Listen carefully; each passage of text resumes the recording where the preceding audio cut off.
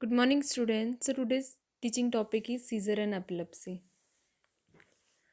So seizure and epilepsy में पहले difference देखते हैं। सीज़र क्या है? सीज़र आपको पता है कि सीज़र क्या होता है कि ब्रेन में कोई भी एबनॉर्मल एक्टिविटी होती है, ठीक है, एबनॉर्मल इलेक्ट्रिकल डिस्चार्जेस निकलते हैं तो उसकी वजह से सीज़र आते हैं। और 10% चांसेस होते हैं किसी भी पर्सन की जो सीज़र से सफ़र करता है कि उसको ब्रेन इंजरी या स्ट्रोक हो सकता है इन फ्यूचर, ठीक है। लेकिन सिंगल एक सीज़र आने का मतलब ये नहीं है कि पर्सन को एपिलेप्सी है। अब सेकंड चीज़ है कि एपिलेप्सी क्या है। सो एपिलेप्सी क्या है? सीज़र का ही एक रूप होता है, ठीक है। मीन्स कि जब क्रॉनिक सीज़र्स आते हैं, काफ़ी लंबे टाइम से सीज़र्स आते हैं, तो उसके बाद वो एपिलेप्सी में कन्वर्ट हो जाते हैं, ठीक है। जिसमें कि जिसके मेन सिम्टम्स होते हैं जैसे टेम्पररी कन्फ्यूज़न होना, लॉस ऑफ कॉन्शियसनेस, अवेयरनेस और साइकोटिक सिम्टम्स आना। ये है डिफरेंस सीज़र एंड एपिलेप्सी में, ठीक है। तो इसकी पैथोफिजियोलॉजी हम देखते हैं छोटी सी। तो क्या होता है कि मैंने आपको बताया कि सीज़र में क्या होता है कि एबनॉर्मल इलेक्ट्रिकल इम्पल्सेस जनरेट होती हैं ब्रेन से, ठीक है। अब क्या होता है कि जनरली क्या होता है कि एक नॉर्मली इम्पल्सेस तो जन निकलती हैं ब्रेन में जो न्यूरॉन्स होते हैं, ठीक है। तो न्यूरॉन्स क्या करते हैं, उन सिग्नल्स को एक सेल से दूसरी सेल में पहुंचाने का काम करते हैं, ठीक है। लेकिन सीज़र में क्या होने लगता है कि ये जो एक्टिविटी होती है वो अल्टर्ड हो जाती है, ठीक है, मीन ज़्यादा हो जाती है, जिसकी वजह से पेशेंट को सीज़र से रिलेटेड सिम्टम्स आने लगते हैं।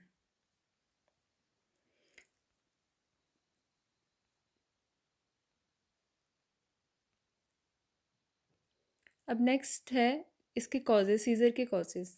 तो मेनली सीज़र के बहुत सारे कॉजेज़ होते हैं, जैसे अल्कोहल विड्रॉल की वजह से भी सीज़र आते हैं, ब्रेन में कोई भी इन्फेक्शन होना जैसे मेनिंजाइटिस की वजह से, या फिर ड्रग अब्यूज़, इलेक्ट्रोलाइट इम्बैलेंसेस होने से, इलेक्ट्रिकल शॉक, या एक्सट्रीमली हाई बीपी है, फीवर, हेड ट्रॉमा, किडनी और liver failure, low blood glucose level, stroke, brain tumour, ये सारे कॉजेज़ हैं सीज़र्स के आने के, ठीक है।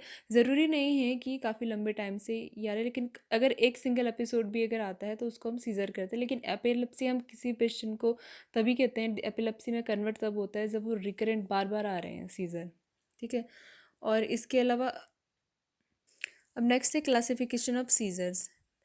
सीज़र्स को मेनली टू टाइप्स में क्लासीफाई किया, फोकल सीज़र और जनरलाइज सीज़र, ठीक है। Focal seizure and generalise seizure के भी टाइप्स हैं। सो फोकल सीजर है जब सीजर्स क्या हो रहे हैं कि किसी ब्रेन के सिर्फ एक एरिया में, ब्रेन के किसी एक एरिया में क्या है एबनॉर्मल एक्टिविटी हो रही है, तो उसको हम फोकल सीजर बोलते हैं, ठीक है। इसके भी अंदर टाइप्स हैं, टू टाइप्स के हैं ये, focal scissor without loss of consciousness and focal scissor with impaired awareness. एक सीजर में, फोकल सीजर में क्या है, सिर्फ कॉन्शियसनेस लॉस्ट होती है, और एक में सिर्फ पेशेंट की अवेयरनेस। अवेयरनेस लॉस्ट होना मीन्स कि पेशेंट यहाँ पे ज़रूरी नहीं है कि बिल्कुल कॉन्शियस ही नहीं है, कॉन्शियस होता है, लेकिन बस थोड़ी सी उसके अवेयरनेस में इम्पेयर्ड हो जाती है। सेकंड है जनरलाइज सीजर। सो जनरलाइज मतलब जो कि ब्रेन के पूरे एरिया को इन्वॉल्वमेंट हो जाता है, उसको जनरलाइज सीजर बोलते हैं। इसके अंदर अगेन 6 टाइप्स हैं, ठीक है। Absent seizure, tonic seizure, atonic seizure, clonic seizure and tonic clonic seizures and myoclonic seizures, ठीक है।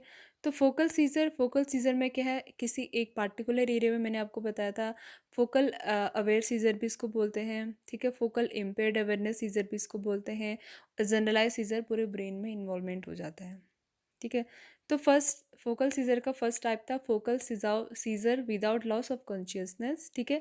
इसमें क्या होता है कि इसको सिंपल पार्शियल सीजर भी बोलते हैं, मीन्स कि इसमें these seizure do not cause a loss of consciousness. इसमें क्या होता है कि कुछ इमोशंस जैसे सेंस, स्मेल है, टेस्ट है, साउंड, ये अल्टर हो सकते हैं, ठीक है। लेकिन कॉन्शियसनेस पेशेंट की रहेगी, बिल्कुल कॉन्शियसनेस लॉस नहीं होती है। कुछ फंक्शंस जो होते हैं जैसे स्मेल का, टेस्ट का, साउंड का, ये अल्टर्ड हो सकते हैं। सेकंड है focal scissor with impaired awareness, ठीक है। तो फर्स्ट को हम focal scissor without loss of consciousness को हम बोलते हैं सिंपल पार्शियल सीजर, ठीक है। और focal seizure with impaired awareness उसको हम बोलते हैं complex partial seizure. So these seizures involve a change और लॉस ऑफ कॉन्शियसनेस और अवेयरनेस, अवेयरनेस लॉस्ट हो जाती है। इसके सिम्टम्स जैसे आते हैं मेनली, जैसे न्यूरोलॉजिकल डिसऑर्डर्स में, जैसे माइग्रेन में होता है, मेंटल इलनेस में जो सिम्टम्स आते हैं इसमें उस तरीके के सिम्टम्स आने लगते हैं। ठीक है, तो फर्स्ट टाइप है फोकल सीजर। फोकल सीजर जो ब्रेन की किसी एक पर्टिकुलर एरिया को इन्वॉल्वमेंट होता है।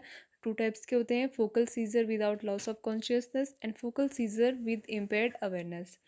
अब सेकंड टाइप है जनरलाइज सीजर। जनरलाइज मतलब जनरलाइजेशन मीन्स कि होल पूरे ब्रेन के एरिया को वो इन्वॉल्वमेंट करते हैं। ठीक है, फर्स्ट है एब्सेंस सीजर। इसके 6 टाइप मैंने आपको बताए थे। फर्स्ट है एब्सेंस। ठीक है, एब्सेंस सीजर, इसको पेटिट-माल सीजर भी बोलते हैं। ठीक है, पेटिट-माल सीजर एब्सेंस सीजर को बोलते हैं। मेनली ये बच्चों में देखने को मिलता है। इसमें क्या होता है कि बॉडी मूवमेंट एकदम से क्या होता है, चेंज हो जाता है। जैसे आई ब्लिंकिंग हो जाएगी एकदम से, लिप स्मैकिंग हो जाएगा। ठीक है,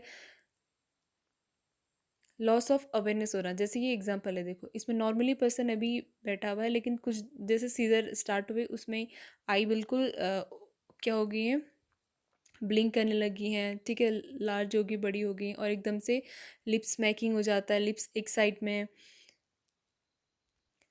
और कुछ टाइम के लिए अवेयरनेस लॉस्ट हो जाती है। ठीक है, एब्सेंस सीजर में बाकी बॉडी मूवमेंट्स में कुछ फ़र्क नहीं पड़ता है। ठीक है, सेकंड है tonic seizure. Tonic seizure means कि इसमें एक टॉनिक सीजर, टॉनिक मीन्स कि मसल स्टिफनेस हो रही है। ठीक है, मेनली जैसे बैक की है, आर्म्स की है, लेग की, ये मसल्स क्या होने लगती है, इसमें स्टिफनेस हो जाती है। और फिर क्लॉनिक है। क्लॉनिक में क्या होता है कि मेनली इसमें, टॉनिक में तो सिर्फ मसल्स क्या हो गई है, स्टिफ हो गई है, लेकिन क्लॉनिक में क्या होता है कि अब मसल्स का जर्की मूवमेंट होने लगता है। ठीक है, इसमें भी नेक है, फेस और आर्म्स की है मसल। जैसे देखो ये सीजर का फेस है, टॉनिक फेस और क्लॉनिक। टॉनिक फेस में सिर्फ क्या हुआ, मसल्स में मसल स्टिफनेस हुई है, और क्लॉनिक फेस में जर्की मूवमेंट होने लगता है बॉडी का।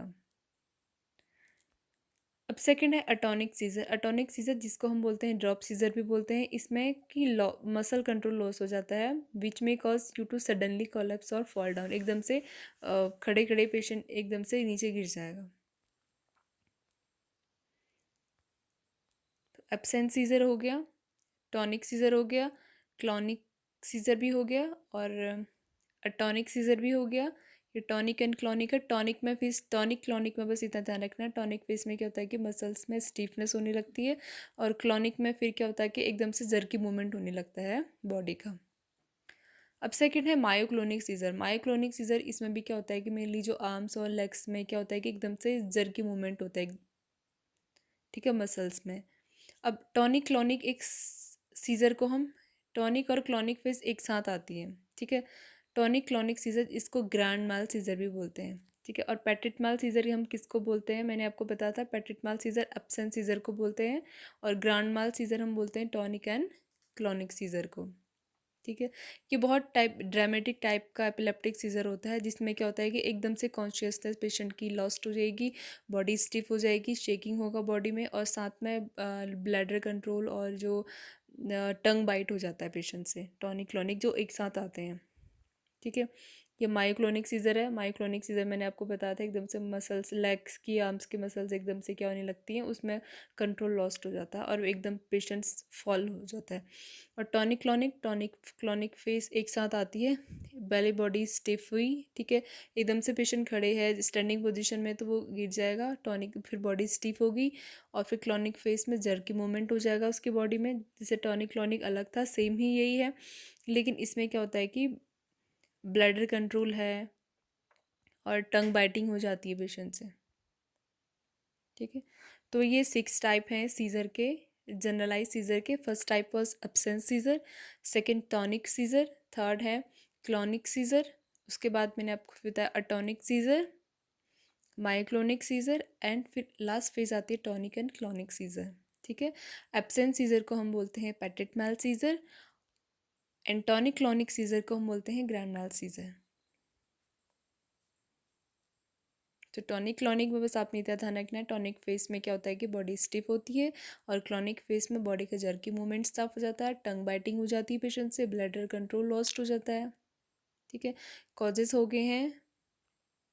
देन इसके बाद सिम्टम्स हैं। सिम्टम्स डिपेंड करते हैं कि पेशेंट को सीजर की ड्यूरेशन कितना था। मेनली जो सीजर्स होते हैं वो कुछ सेकेंड से 15 सेकेंड्स तक भी रहते हैं, ठीक है। मेनली इसमें सिम्टम्स उनके सीज़र के टाइप के अकॉर्डिंग आते हैं। जैसे एब्सेंट सीज़र में मैंने आपको बताया, एब्सेंट सीज़र में क्या है, एब्सेंट सीज़र में सिर्फ क्या है, बॉडी की अदर मूवमेंट्स में अफेक्ट नहीं करता है, सिर्फ जैसे आई ब्लिंकिंग हो जाएगी एकदम से, या लिप्स स्मैकिंग, लिप्स को बाइट करने लगेगा, ठीक है, और थोड़ी देर के लिए अवेयरनेस लॉस्ट हो जाती है।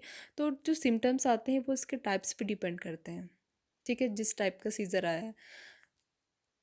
तो सिम्टम्स के अकॉर्डिंग हम सीज़र के टाइप्स को क्लासीफाई कर सकते हैं कि ये सीज़र कौन सा है, ठीक है। मेनली जो सिम्टम्स आते हैं पेशेंट को ओवरऑल सीजर्स में, वो होता है कि एकदम से एंग्जियसनेस हो जाता है पेशेंट, फीलिंग ऑफ फेयर आने लगती है, ठीक है, feeling of being sick to your stomach, dizziness होने लगता है, चेंज इन विज़न, और जर्की मूवमेंट होता है मेनली आर्म्स का और लेग्स का, ठीक है, जिसकी वजह से पेशेंट फॉल आउट हो जाता है, और बॉडी सेंसेशन लॉस्ट हो जाता है, हेडेक होने लगता है, और इसके साथ साथ में जैसे अनकंट्रोलेबल मसल स्पाज्म होने लगता है, ड्रूलिंग हो जाती है। ड्रूलिंग मीन्स कि माउथ क्या हो जाता है, एक साइड क्लियर हो जाता है, माउथ से फ्रॉथिंग होने लगती है, फॉल हो जाता है पेशेंट, और टंग बाइट होता है इसमें, और रैपिड आई मूवमेंट होने लगता है, और अनयूजुअल नॉइसेस पेशेंट करता है, और ब्लैडर कंट्रोल लॉस हो जाता है। ये कॉमन सिम्टम्स हैं सीज़र के, ठीक है।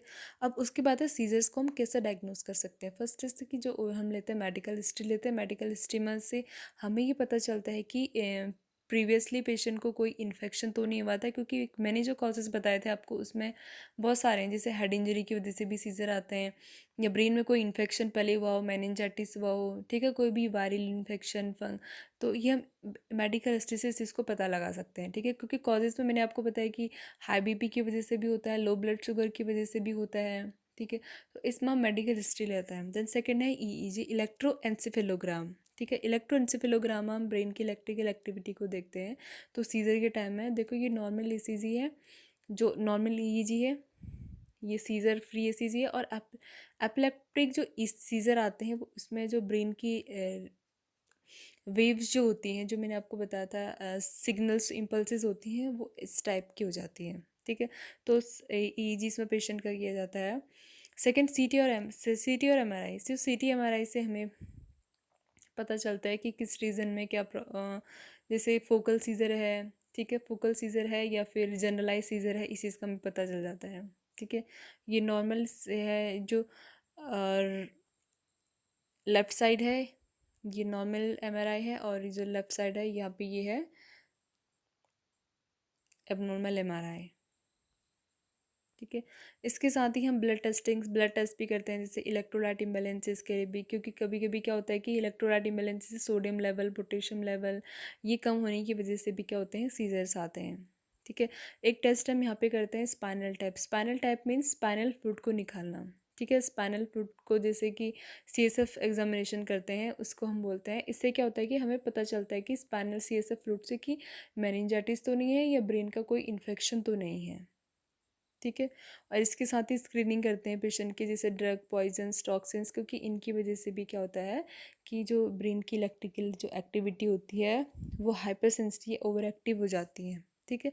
तो मेनली क्या क्या टेस्ट हम करते हैं, medical history, second EEG, electroencephalogram, CT scan और एमआरआई करते हैं, ब्लड टेस्ट करते हैं जिसमें इलेक्ट्रोलाइट इम्बैलेंसेस को हम देखते हैं। देन इसके बाद स्पाइनल टैपिंग करते हैं to rule out infection, and toxicology screening होती है फॉर ड्रग्स, पॉइजन और टॉक्सिन्स के लिए। देन इसके बाद है अब सीजर्स को कैसे ट्रीट किया जाता है। सीजर्स के लिए मेडिसिन होते हैं, एंटी एपिलेप्टिक मेडिसिन होती हैं, ठीक है। सर्जरी होती है जो ब्रेन की एबनॉर्मलिटीज़ के को करेक्ट करने के लिए। नर्व स्टिमुलेशन होता है। नर्व स्टिमुलेशन में क्या होता है कि एक प्रोसीजर होता है जिसमें क्या होता है कि इलेक्ट्रिकल जो एबनॉर्मल एक्टिविटीज़ होते हैं उनको करेक्ट किया जाता है। एक कीटोजेनिक डाइट इसमें हम यूज़ करते हैं। देन इसके बाद है कि अब फर्स्ट एड कैसे करना है सीज़र का, ठीक है। तो सबसे पहले ये है कि पेशेंट को हम क्या करते हैं, उस एरिया से क्लियर करना है, ठीक है, जिसको सीज़र आगे है, जिससे कि उसको आगे इंजरी ना हो, ठीक है। तो सेफ प्लेस में उसको लेके जाना है, पेशेंट के साथ रहना है, और जो भी इमरजेंसी नंबर होता है उसमें हमें कॉल करना है, ठीक है। जो मेनली सीज़र होते हैं वो क्या होते हैं, 3 मिनट से ज़्यादा तक नहीं आते हैं, ठीक है। एंड सेकंड ये है कि they don't wake up after the scissor.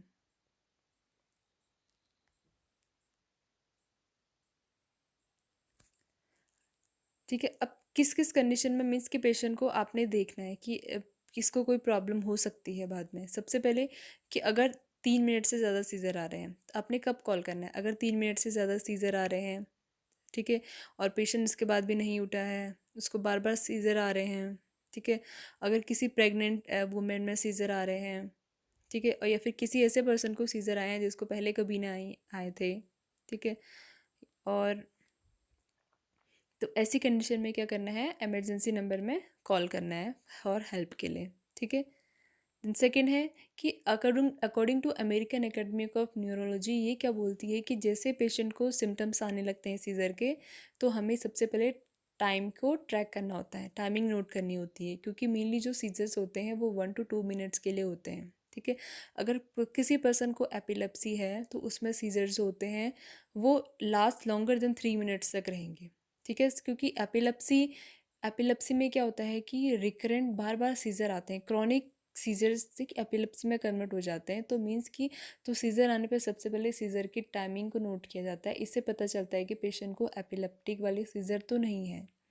Second चीज़ है कि हमें पर्सन को, if the person having the seizure is standing, अगर स्टैंडिंग पोजीशन में है तो हम उसको सीज़र आने हैं, जैसे कि मैंने आपको बताया था मायोक्लोनिक सीज़र है, टॉनिक सीज़र है, ठीक है। सिर्फ टॉनिक टॉनिक फेज में भी पेशेंट को खड़े खड़े सीज़र आता है, बस क्लॉनिक फेज में वो फॉल आउट हो जाता है। तो अगर किसी पेशेंट को स्टैंडिंग पोजीशन में सीज़र आ रहे तो उसको हम फॉल से प्रिवेंट कर सकते हैं। कैसे? By holding them in a hug और gently guiding them to the floor, ठीक है। सेकेंड चीज़ है कि मेक श्योर करना है कि हमें उसको फर्नीचर से देर दूर हो और अदर ऑब्जेक्ट से, जिससे उसको इंजरी ना हो। सेकेंड है कि if the person having the seizure is, अगर ग्राउंड में है, जैसे टॉनिक क्लॉनिक वाला सीजर होता है, तो हमें ट्राई करना है कि उसको पोजीशन करना है एक साइड में, जिससे कि उसका सलाइवा और वॉमिट जो वो माउथ के एक साइड से लीक आउट हो जाए, ठीक है। अदरवाइज़ क्या होगा, वो विंड पाइप में क्या उसको हो जाएगा, वहाँ पे अटक जाएगा और पेशेंट को एस्पिरेशन हो जाएगा, ठीक है। इसलिए सीज़र आने के बाद पेशेंट को सेफ पोजीशन में ले जाने के बाद हम क्या करते हैं, उसको उसके हेड को एक साइड को टर्न कर देते हैं, ठीक है। देन सेकेंड हम जिस चीज़ देखनी है कि उसके पेशेंट के माउथ में कुछ ना हो, ठीक है। Do not put anything into the person's mouth. Next है कि do not try to hold them down while they are having a seizure. अब आफ्टर सीज़र क्या करना है, ये तो ड्यूरिंग सीज़र है कि सीज़र आने पे क्या कर रहे हैं। अब आफ्टर सीज़र, अब हम सेफ पोजीशन में लेके आ गए पेशेंट को, देन इसके बाद क्या करना है, once a seizure is over here is what to do. First check the person for injuries, person को इंजरीज़ के लिए चेक करना है कहीं पे कोई हेड इंजरी तो नहीं हुई थी। सेकेंड हमें क्या करना है कि अगर हम पेशेंट को टर्न नहीं कर सकते, ठीक है, if you couldn't turn the person on to their side during their seizure, do so when the seizure is over. तो उस तो हमें तब करना है जब सीज़र ओवर हो जाएगा, कि अदरवाइज़ अगर हम अकेले हैं, हम टर्न नहीं कर सकते, तो पेशेंट को अगर हम टर्न करने की कोशिश करेंगे तो उसको फर्दर इंजरी हो सकती है, और वो लिप अपनी लिप बाइटिंग भी कर सकता है, ठीक है। सेकेंड है कि हमें क्या करना है कि उसके माउथ क्लियर होना चाहिए, माउथ में कोई भी सलाइवा नहीं होना चाहिए। हम फिंगर की हेल्प से क्या कर सकते हैं, उसको माउथ में सलाइवा है जो भी वॉमिट अगर है तो उसको क्लियर कर सकते हैं, ठीक है। जैसे कि उसको ब्रीदिंग में ट्रबल नहीं होगा, और कोई भी अगर टाइट क्लोथ्स उसके हैं तो उसको रिमूव लूज़ करना है। Second, stay with them until they are fully awake and alert. And next है कि do not offer them anything to eat और drink until they are fully conscious and aware of their surroundings. Then next है ask them where they are. उसके बाद हमने फिर क्या करना है, ओरिएंटेशन लेवल चेक करना है कि where they are and who they are and what days it is. So it may take several minutes to become fully alert and be able to answer your questions. तो ये common strategy है कि scissor का first aid कैसे करना है, scissor during scissor के episodes में एंड आफ्टर सीज़र के एपिसोड्स के बाद।